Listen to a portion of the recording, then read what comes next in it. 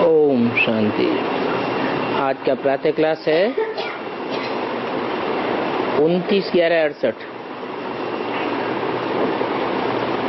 रूहानी बाप बैठ रूहानी बच्चों को समझाते हैं और समझा समझा कर कितना समझदार बनाए देते हैं। पढ़ाई भी तो समझ है ना। बच्चे तो कुछ भी नहीं जानते हैं। वो होती है स्थूल पढ़ाई और ये है सूक्ष्म पढ़ाई। ये है आत्मा की पढ़ाई और वो है देह और देह के पदार्थों की पढ़ाई। बच्चे जानते हैं कि ये पढ़ाई और कोई नहीं पढ़ा सकते।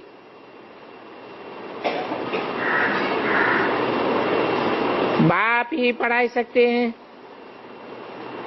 बाप आए ही हैं पवित्र बनाने और पढ़ाने के लिए। और एम ऑब्जेक्ट भी तुम्हारे सामने खड़ी है। तो बाप को याद करके बहुत खुश होना चाहिए।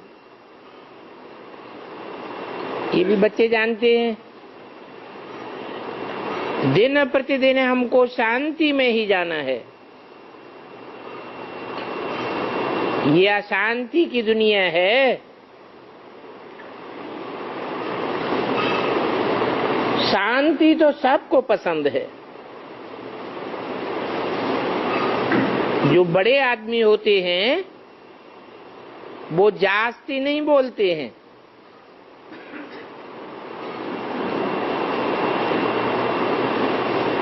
और जोर से भी नहीं बोलते हैं। और तुम तो बहुत बड़े आदमी बनते हो। और वास्तव में तुमको तो आदमी भी नहीं कहेंगे।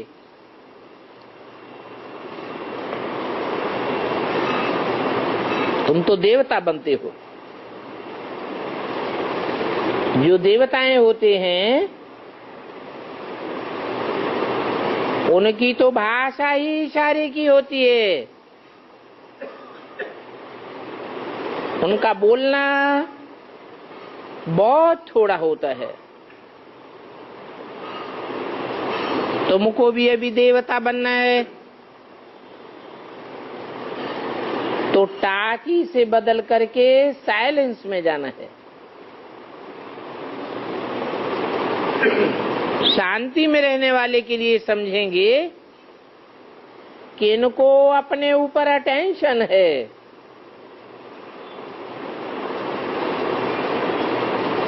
जो अशांति में रहते हैं उनके लिए समझा जाता है कि इनका अपने ऊपर ही अटेंशन नहीं है। तुमको तो शांति धाम में जाना है। तो बच्चों का बोलना भी बहुत आस्ते आस्ते होना चाहिए।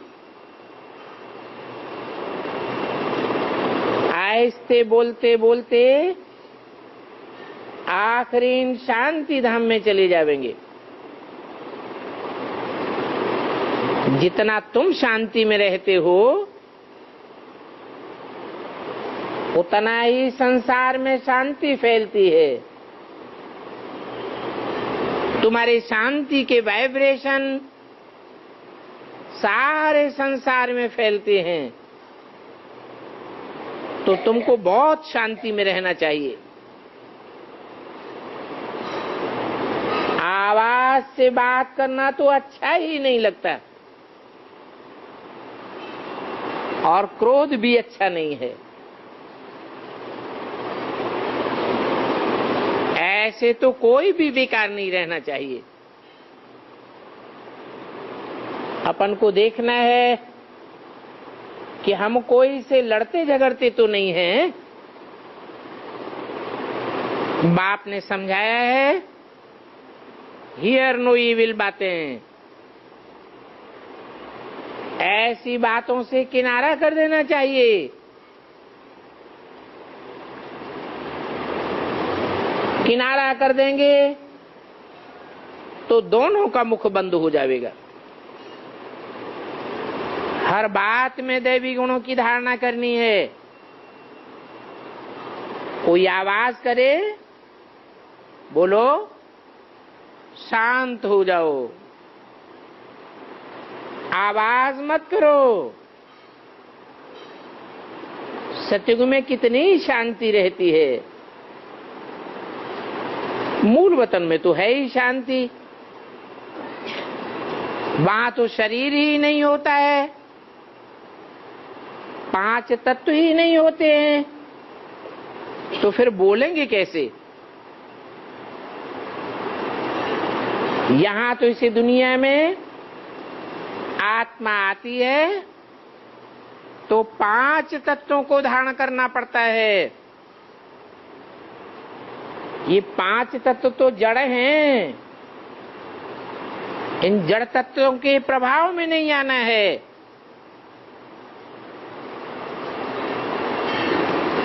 शरीर है तो आवाज होता है,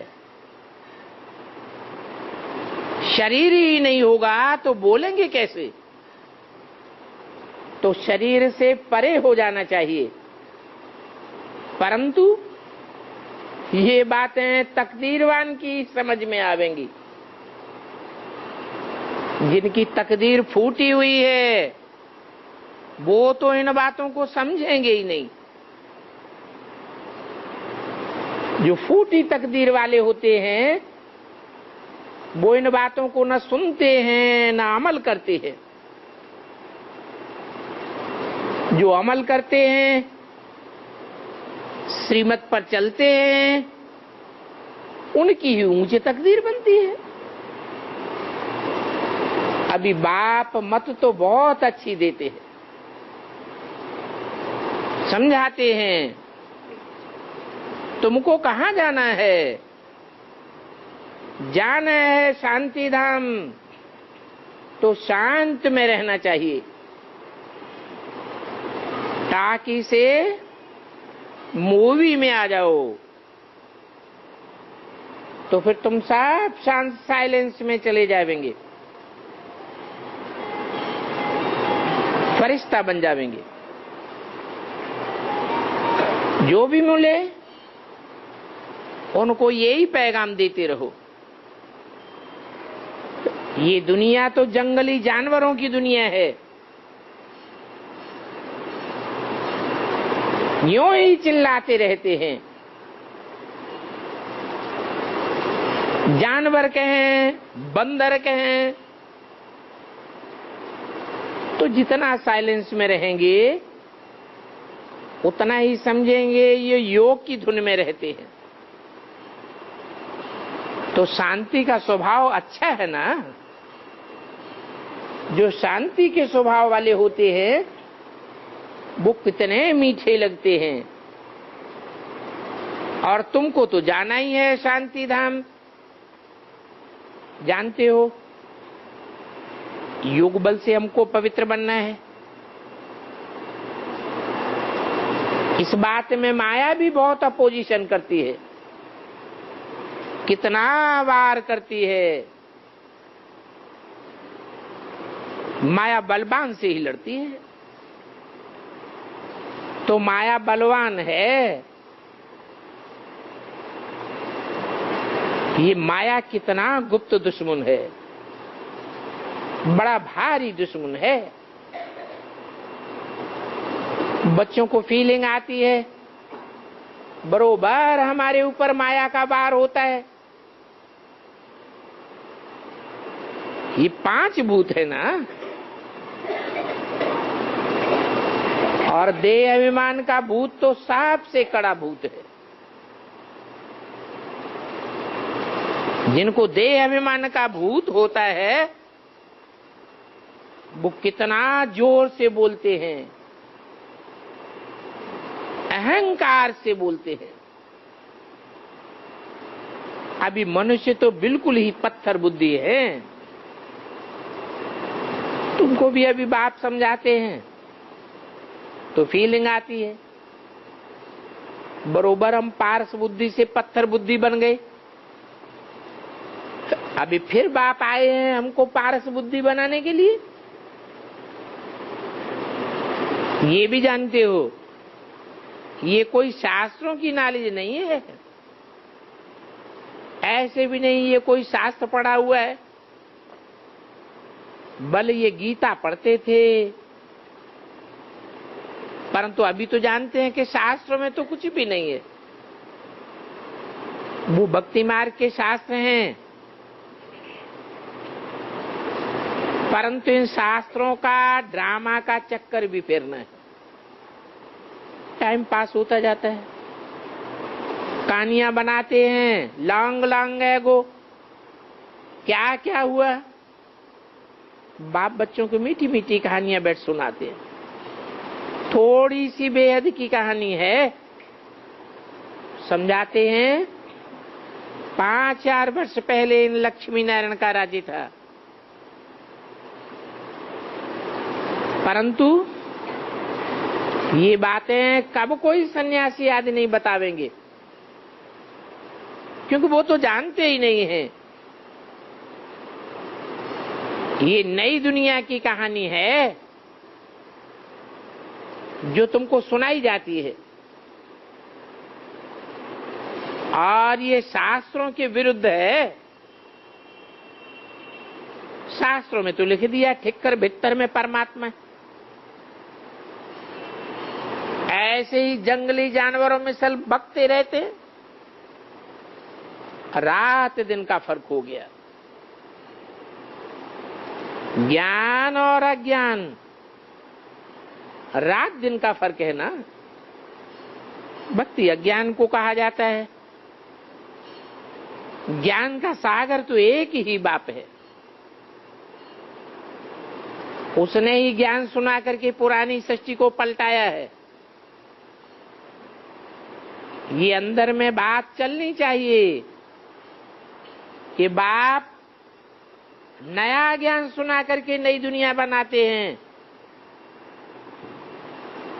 बाप को याद करने से ही बेड़ा पार हो जाता है। ऐसे नहीं कि कोई साधु संत आदि को याद करने से बेड़ा पार होगा, वो तो बेचारे कुछ भी नहीं जानते। तो बाप को उन पर भी तरस पड़ता है। बाप को कहा ही जाता है रहम दिल। कितना अच्छी रीति तुम बच्चों को पढ़ाते हैं। कहते हैं कल्प कल्प अनेक बार तुमको पढ़ा करके गया हूं।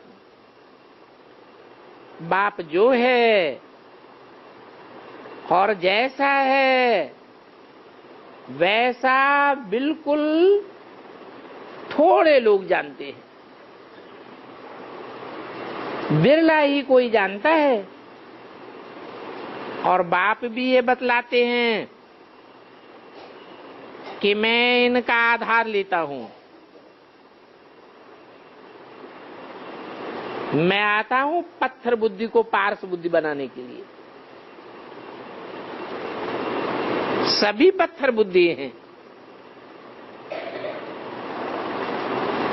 पत्थर बुद्धि हैं तो चित्रों को देख करके समझने की कोशिश भी नहीं करते हैं।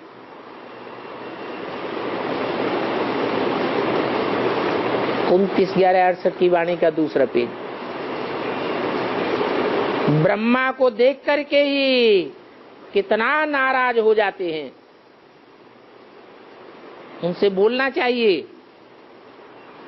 कि ब्रह्मा की तो पूजा भी नहीं होती है, मंदिर भी नहीं बनते हैं, मूर्तियां भी नहीं बनती हैं।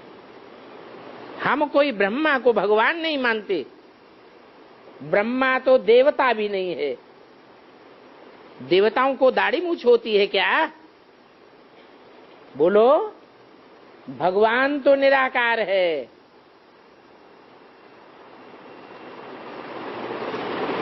जो भी धर्म पिताएं आते हैं वो सब निराकारी स्टेज वाले होते हैं। तब तो आकर के नंबरवार धर्म की स्थापना करते हैं। ये तो बापों का बाप है जो बिल्कुल निराकार है। ये तो बहुत जन्मों के अंत में पिछाड़ी में आकर के खड़ा है। अभी फिर सभी पारस बुद्धि बन रही है।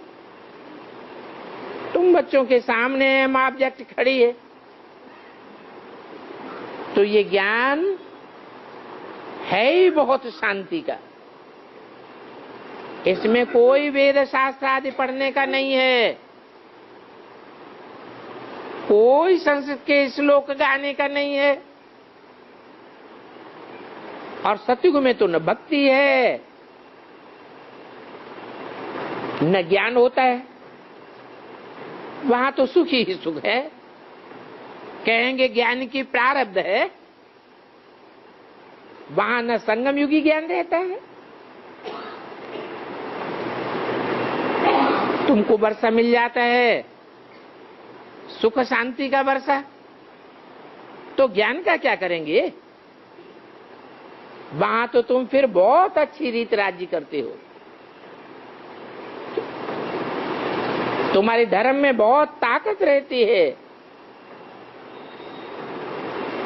ऐसी ताकत होती है जो कोई भी लश्कर आदि रखने की दरकार नहीं, क्योंकि वहां तो कोई खून खराबा होता भी नहीं, कोई बारूद आदि की बात नहीं है, कोई डर की बात भी नहीं है। और यहां तो देखो कितना डर रहता है। राजाओं का भी ड्रामा अनुसार देखो क्या हाल हुआ है। अभी तुम समझते हो हम ही सो पूज्य थे, हम ही सो पावन थे, फिर हम पतित पुजारी बने। तो जो भी मिले उनको ये बातें समझानी चाहिए। अभी आत्माओं के बाप को याद करो, मौत सामने खड़ी है, अभी ये पुरानी दुनिया बदलनी है। ये सभी देह खलास हो जाने वाले हैं, न देह रहेगी न देह के पदार्थ रहेंगे और न देह के कोई संबंधी रहेंगे।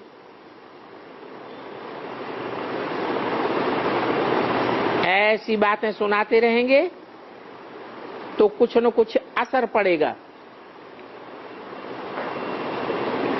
तुम पैगंबर हो, बोलो हम भगवान बाप का पैगाम लेकर के आए हैं, तो सभी के ऊपर तुम्हारी मेहर होनी चाहिए। मेहर करने वाले बाप की याद में बड़े शांत रहते हैं। सिर्फ पैगाम देना है, बेहद के बाप को याद करो तो बेहद की सुख शांति मिल जाएगी। लौकिक पाप के पास तो बहुत धन होता है, तो समझते हैं हमको बहुत वर्षा मिलेगा। और बेहद के बाप के पास तो है विश्व की बादशाही, इससे जास्ती वर्षा तो कोई दे ही नहीं सकता। और हर 5-4 वर्ष के बाद विश्व की बादशाही देते हैं, तो बच्चों में बड़ी रॉयल्टी होनी चाहिए। फालतू बोलने से तो न बोलना अच्छा है, बहुत शांति से काम करना पड़ता है। बच्चों को बहुत मीठा होकर के चलना है। ज्ञान नहीं है तो फिर अशांति फैलाने वाले 5 भूत आ जाते हैं। उन भूतों में सभी प्रकार का किचड़ा होता है। ये भक्ति भी बहुत किचड़ा है। ज्ञान तो कस्तूरी है।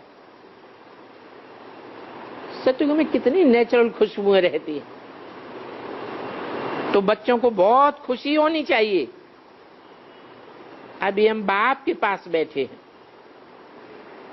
बाबा कल्प ऐसे ही पढ़ाते हैं, ये ड्रामा चलता रहता है। जो पास हुआ वो फिर रिपीट जरूर होगा।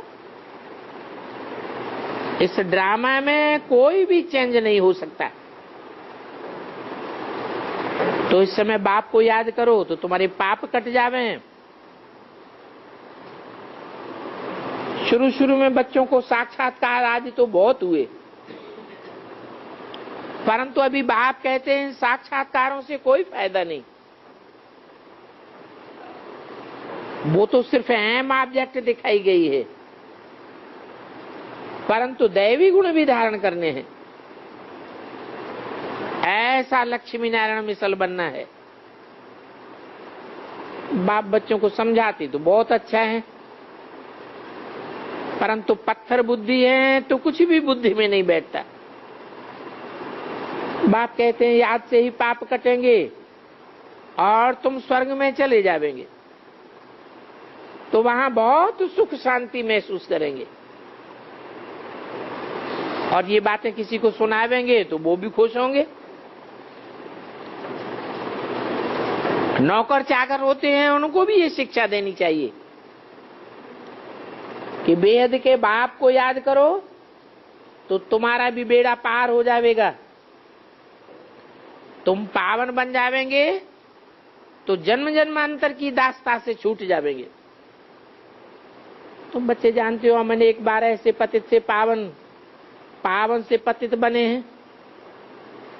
दुनिया में तो मनुष्यों को ये बात भी नहीं मालूम है, इसलिए कोशिश की जाती है बड़े बड़े आदमियों को समझाने की कि कुछ तो पैगाम सुने। 1 सेकंड में जीवन मुक्ति का गायन है, और जीवन मुक्ति तो राजा की भी होती है तो प्रजा की भी होती है। बाकी पुरुषार्थ से नंबरवाद पद पाते हैं। तुम्हारे में ये ज्ञान है, लिखा हुआ है, ये ज्ञान रिलीजियो पॉलिटिकल है, वो तो जिस्मानी ज्ञान है, तुम्हारा तो रूहानी ज्ञान है। तो जानते हो तुम्हारे इस ज्ञान से राजधानी भी स्थापन होनी है। तुम माया के युद्ध के मैदान में हो, परंतु इनकॉग्निटो पॉलिटिकल हो। तुम बाप से विश्व की बादशाही पाते हो। तुम्हारा ये राजयोग बहुत मशहूर है, बाकी तो सभी के पास हठयोग है। उन्हों की किताब आदि देखो तो कितना बंडर लगता है। तो उन्हों का भी अपना धंधा है हठ योग आदि सिखाने का, और उनके फॉलोअर्स तो देखो कितने ढेर के ढेर बन जाते। उन फॉलोअर्स को छोड़ना ही मुश्किल हो जाता है। अभी उन गुरुओं की जैसे राजाई है, सो अपनी राजाई वो ऐसे थोड़े ही छोड़ेंगे। समय पर अनायास ये सभी खत्म हो जाएगा। सारी दुनिया कैसे खत्म होगी वो भी तुम देखेंगे। अभी हम योग बल से अपनी आयु बढ़ाते जाते हैं। बाप ने बताया था इन ब्रह्मा की आयु 100 वर्ष की होगी। कराची में आयु देखने वाले आते थे, सभी कहते थे इनकी आयु 75 वर्ष है।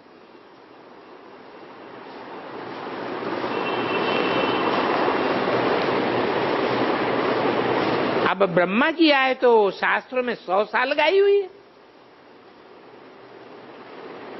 अगर बढ़े तो बहुत बढ़ जाएगी। योग बल से आयु कितनी बड़ी हो जाती है।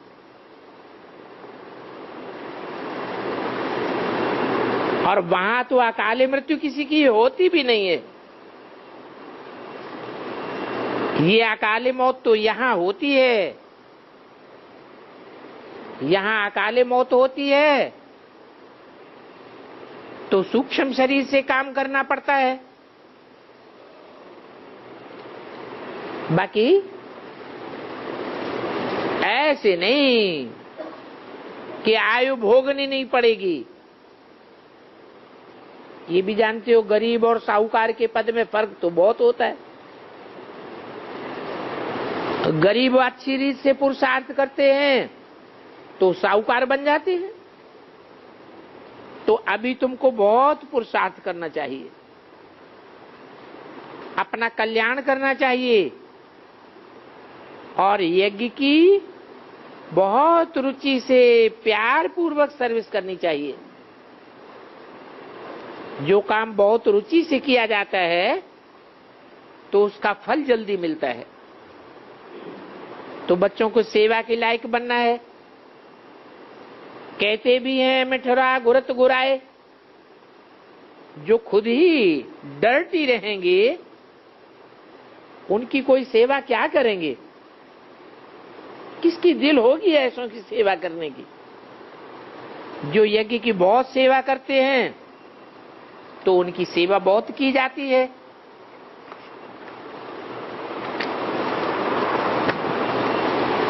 बाकी जो डिसर्विस करते हैं तो सेवा का अंश बिल्कुल ही नहीं रहता। ऐसों की फिर सेवा करने की किसकी दिल होगी? 29/11/68 की वाणी का 3रा पेज। ये बात भी बुद्धि में ठहरनी चाहिए, पहचान होनी चाहिए कि बाबा के यज्ञ में सर्वसेवल बच्चे कौन कौन हैं। फूलों को देखते रहेंगे तो फूल बन जाएंगे, और जो कांटे हैं, अशांति फैलाने वाले हैं, उनका तो संग बिल्कुल ही छोड़ देना चाहिए, नहीं तो तुम भी कांटे बन जाओगे। गैन भी है संग तारे कुसंग बोरे।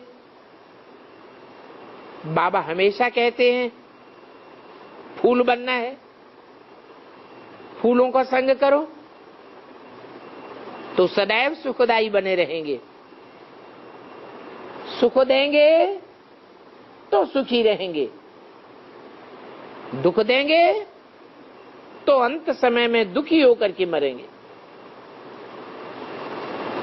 कोई तो ऐसे हैं जो कांटों का ही संग करते हैं, नहीं तो संग उनका कार्य करना चाहिए जो घड़ी घड़ी कहते रहते हैं शिव बाबा को याद करो। यहां की ही बात है, संग तारे कुसंग बोरे। कहां की बात है? हैं? अरे यहां की बात माने कहां की बात? विशाखापट्टनम की है? संगम युग की बात है। संग तारे कुसंग बोरे, कांटे झरमुई जगमुई की बातें, दूसरों की अवगुण की बातें बहुत करते रहते हैं। ये भी समझ होनी चाहिए कि किसका संग करें और किसका संग न करें। हमेशा सुखदायी फूलों का संग करना है। तो यही एक दो को याद दिलाओ। शिव बाबा याद है, इसमें खुशी भी होती है। याद दिलाने वाले को थैंक्स देना चाहिए। पतित पावन शिव बाबा को याद करो तो तुम तमो प्रधान से सतो प्रधान बन जाएंगे। सतो प्रधान बन जाएंगे तो तुमको देखते ही बहुतों को याद आवेगी। बहुत कोशिश करनी चाहिए, परंतु देखते हैं माया बड़ी प्रबल है। तुम बच्चे महारथी हो तो माया भी महारथी होकर लड़ाई लड़ती है। शिव बाबा कहते हैं जो भी महारथी है उन पर माया की नजर रहती है गिराने के लिए, क्योंकि जानते हो जो पहलवान होते हैं उनसे माया भी बड़ा पहलवान होकर के लड़ती है। गरीब से गरीब होकर के लड़ती है। माया की बड़ी भारी चोट खानी पड़ती है। माया ऐसी हरखण है जो दीवा बुझाने में देर ही नहीं करती है। 8-10 वर्ष के बाद पुरुषार्थ करते करते फिर काम से हार खा लेते हैं। इतना ये काम विकार बलवान है। देह अभिमान में आने से झट विकार मुंह दिखाने के लिए आ जाएंगे। हातिम ताई का खेल भी यहां का ही है। तुम समझते हो बाप द्वारा हम इतना धनवान बनते हैं, तो ऐसे बाप को याद करना चाहिए। कोई भी आवे पहले पहले यही पैगाम दो। शिव बाबा कहते हैं मुझे याद करो। गीता में भी कुछ न कुछ ऐसे अक्षर हैं, मन मना भव। ये वास्तव में मन मना भव का महामंत्र है, अर्थात माया को वशीभूत करने का मंत्र है। वहां तो सारी प्रकृति तुम्हारी दासी बन जाती है। तो ये बातें भूलनी नहीं है। काम काज करते शिव बाबा को याद करना है। शिव बाबा को किसके पैसे आदि की तो दरकार नहीं है। बहुत से मनुष्यों को ये ख्याल होगा कि हम पैसे इकट्ठे करें। ये तो बेहद का यज्ञ रचा जाता है और इस यज्ञ को बच्चे ही आपे ही चलाते रहते हैं। यहां से तो कोई को कुछ ले ही नहीं जाना है। जानते हो कि अचानक ही ऐसा खौफनाक वातावरण बनेगा जो सभी के पैसे मिट्टी में मिल जाएंगे। सबका दिवाला निकल जाएगा। बड़े बड़े आदमी होते हैं ना पैसे वाले, कैसे दिवाला मारते हैं। तो बाप ऐसे नहीं कहते हैं कि मुझे दे दो, ऐसे नहीं समझना। शिव बाबा तो दाता है, ऐसे कोई भी ना समझे कि हमने दिया। नहीं, ये बड़ी गुह्य समझने की बातें हैं। दिल में आना चाहिए कि हम देते नहीं हैं, हम तो 21 जन्मों के लिए ले रहे हैं। भक्ति मार्ग में वो बहुत दान पुण्य आदि करते हैं, समझते हैं हम ईश्वर अर्थ करते हैं, अगले जन्म में हमको ढेर का ढेर मिल जाएगा। वो तो डायरेक्ट करते हैं। यहाँ वहां तो इनडायरेक्ट गुरुओं के थ्रू होता है, यहाँ तो डायरेक्ट बाप आया हुआ है। डायरेक्ट बाप को करेंगे, एक जन्म तो क्या 21 जन्म के लिए भागीदार बन जाएंगे। भक्ति मार्ग में एक जन्म के लिए मिलता है कि सभी बातें बाप बैठ समझाते हैं। जो कुछ लेते हैं कहते हैं मैं तो तुम्हारी सर्विस में लगाता हूं, मैं कोई परमधाम थोड़े ही ले जाऊंगा, तुम गुलगुल बन जावेंगे, फिर हम पैसे का क्या करूंगा। बाप कहते हैं गरीबों को बहुत साहूकार बनाता हूं। जो अभी साहूकार हैं वो पीछे रह जावेंगे, आगे चल करके साहूकारों से भी कुछ नहीं लेंगे। कहेंगे अच्छा रखो अपने पास, सर्विस करो। आगे चल करके कपड़े पर चित्र भी बन जाएंगे।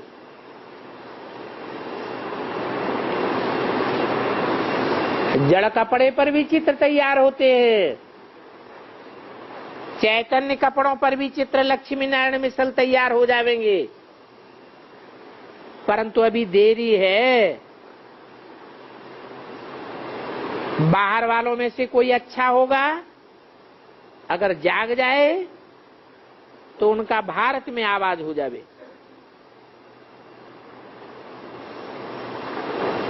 सभी कहेंगे ब्रह्मा कुमारियां ऐसी नॉलेज देती हैं जिससे स्वर्ग का मालिक बन जाते हैं।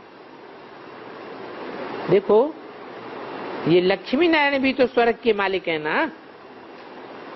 जब तुम दिखावेंगे तो समझेंगे कि पैराडाइज के मालिक कौन है,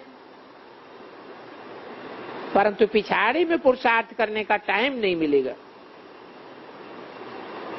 तुम बच्चों को तो अंदर में बहुत खुशी होनी चाहिए कि हम टाइम पर शिव बाबा की सर्विस में उपस्थित हो गए। शिव बाबा को याद करने से ही हमारे पाप कट जाएंगे।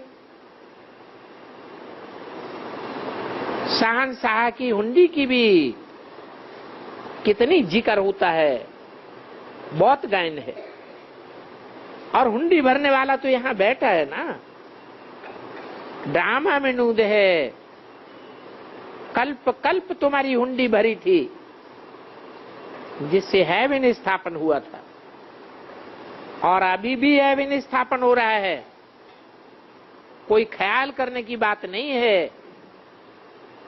पाई पाई कल्प पहले मिसल देते रहते हैं। तुम्हारी परवरिश होती रहती है। बाप कहते हैं देते नहीं है, ये तो लेते हैं 21 जन्मों के लिए। फिर 21 जन्म खा पी करके खलास कर देंगे। फिर भक्ति मार्ग में तो कितना उल्टा सुल्टा खर्चा आदि होता रहता है। अच्छा, बच्चों को बाप दादा का याद प्यार, गुड मॉर्निंग और नमस्ते। छोटा सा रात्रि क्लास है, 28/11/68।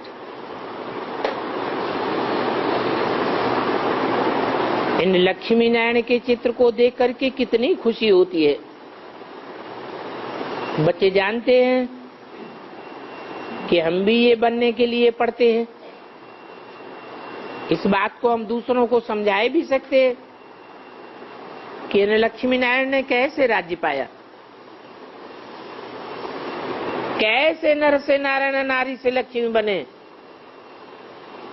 ये सूर्यवंशी चंद्रवंशी राजधानी कैसे स्थापन हुई, कब हुई, तुम्हारे सिवाय और तो कोई बता ही नहीं सकता। ये तुम्हारी अहम ऑब्जेक्ट है। तो इनको देख करके खुशी जरूर होनी चाहिए। सिवाय बेहद के बाप के और कोई भी ऐसा राजयोग सिखाई नहीं सकता। इसमें मेहनत है, काम महाशत्रु है। इनको जीतने से जगत जीत बनेंगे। ये लक्ष्मी नारायण जगत जीत है ना। लक्ष्मी और नारायण दोनों को पवित्र गाया जाता है। बाकी राम तो 2 कला कम हो जाता है, क्योंकि 2 कला दुनिया पुरानी हो जाती है। तो तुम स्टूडेंट्स को ये लक्ष्मी नारायण जैसा बनना है। तुमको बहुत खुशी बढ़ जाएगी। इनको घड़ी घड़ी देखना चाहिए और देख देख करके बंडर खाना चाहिए कि पहले पहले हम ही इनकी डायनेस्टी के थे, फिर पुनर्जन्म लिया। हिस्ट्री कैसे रिपीट होती है वो समझ करके खुशी होनी चाहिए, परंतु माया वो खुशी नहीं आने देती है। अगर खुशी बनी रहे तो बाकी क्या चाहिए। यहां तो तुम बच्चे स्वतंत्र हो, तुमको कोई भी प्रकार की चिंता करने की दरकार नहीं है, क्योंकि जो बंधन में होते हैं उनको इतनी खुशी नहीं होती है। तुम्हारा तो ईश्वरीय बंधन है, तुम्हारा कोई देहधारियों का बंधन तो नहीं है, कोई भी प्रकार का बंधन नहीं है। तुम्हारे बैज पॉकेट में पड़ा रहने दो, इससे बहुत सर्विस होती है। और तुम्हारी पॉकेट भी बेहद की पॉकेट है, बुद्धि रूपी। भक्ति मार्ग में भी बाबा पॉकेट में रखते थे, परंतु उस समय ये पता थोड़ा ही था कि हमारी पॉकेट में जो लक्ष्मी नारायण का चित्र है वो हम बनने वाले हैं। अब बच्चे समझते हैं आधा कल्प के लिए हम फिक्र से फारिग हो जाएंगे। इस समय तो कितना भी करें कोई न कोई चिंता जरूर बनी रहती है। अभी बाप तो तुमको चिंताओं से मुक्त कर देते, तो अथाह खुशी होनी चाहिए। बाप तो कहते हैं मेरी सर्विस में रहने वाला बच्चा भूख नहीं मर सकता, चाहे दुनिया में कितना भी अकाल दुकाल पड़ता रहे। बाबा को तो इन बातों की बहुत ख्याल चलानी पड़ती है।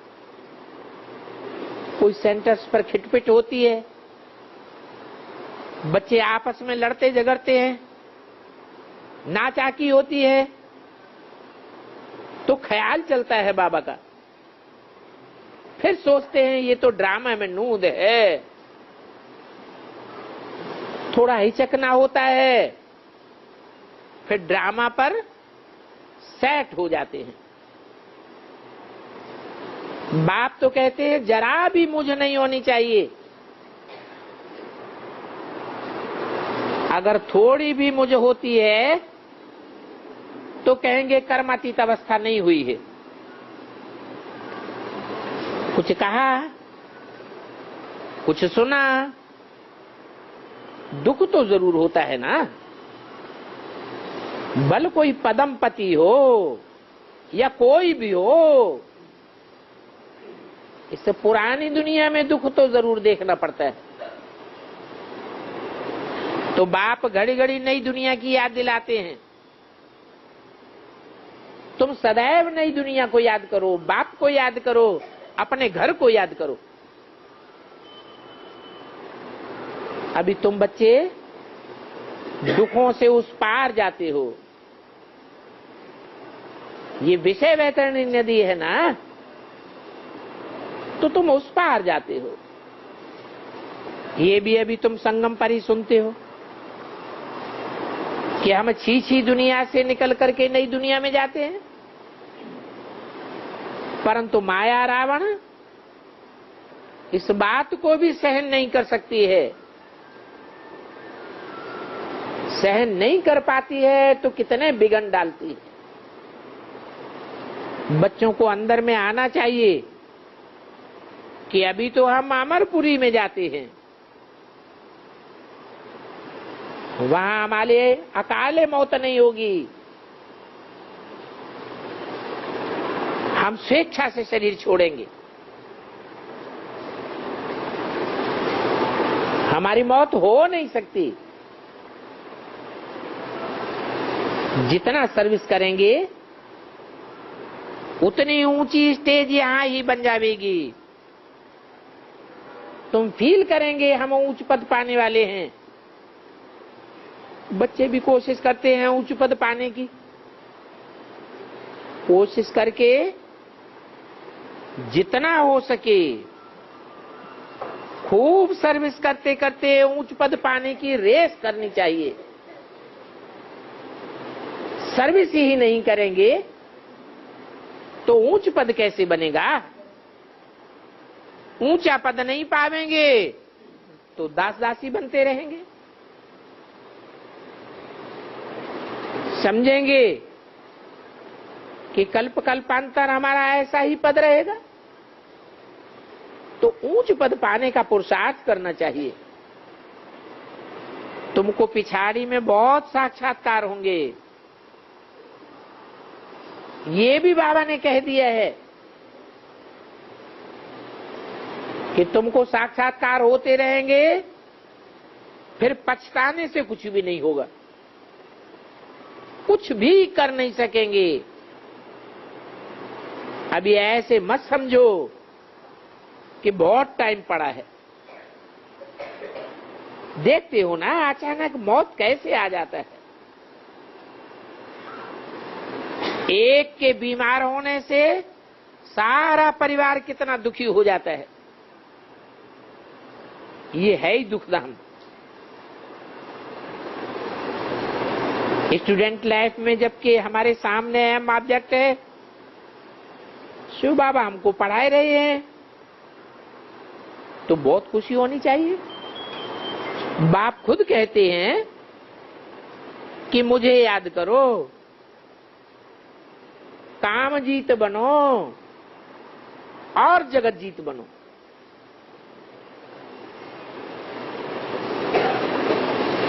फिर बाद में तो ये जगत जीत बनने का पुरुषार्थ करना ही नहीं है। बाप आते ही ऐसे समय है जबकि पावन दुनिया स्थापन होकर के पतित दुनिया का विनाश होता है, और इस बात को कोई भी नहीं जानते हैं कि हम ऐसा राजयोग सीख रहे हैं।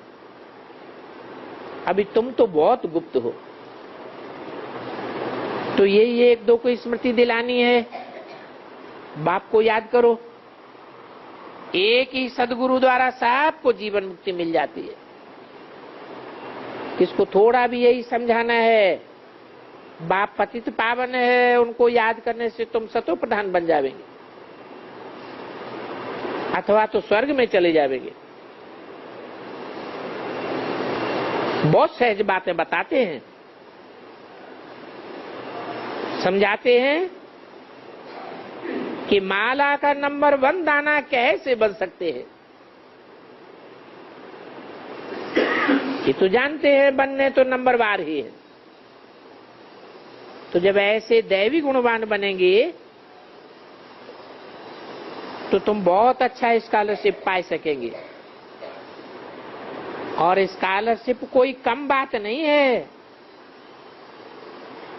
विश्व का मालिक बनना होता है, और विश्व का मालिक बेहद का बाप ही आकर के बनाते हैं। बाकी तुमको और क्या चाहिए। रावण भी कम नहीं है। ये माया रावण घसीट करके एकदम पट्ट में गिराई देता है। अच्छे अच्छे बच्चों को भी माया बड़ा तंग करती है। होता तो ड्रामा अनुसार है। बच्चे सुधरते जावेंगे, कहेंगे नंबरवार पुरुषार्थ अनुसार हो रहा है। इसलिए बाबा याद प्यार भी नंबरवार पुरुषार्थ अनुसार ही देते हैं। बाप की बुद्धि तो सर्वसेवल बच्चों की तरफ जाती है। जो आज्ञाकारी बच्चे ही नहीं हैं, अवज्ञा ही करते रहते हैं, नाफरमानी कर देते हैं, उनको क्या प्यार करेंगे। बाप तो जानते हैं कि कौन कौन बच्चे अच्छे सर्विसेबल हैं, अच्छी सर्विस करने वाले हैं, तो बाप का उन पर बहुत प्यार जाता है। अच्छा, गुड नाइट और नमस्ते।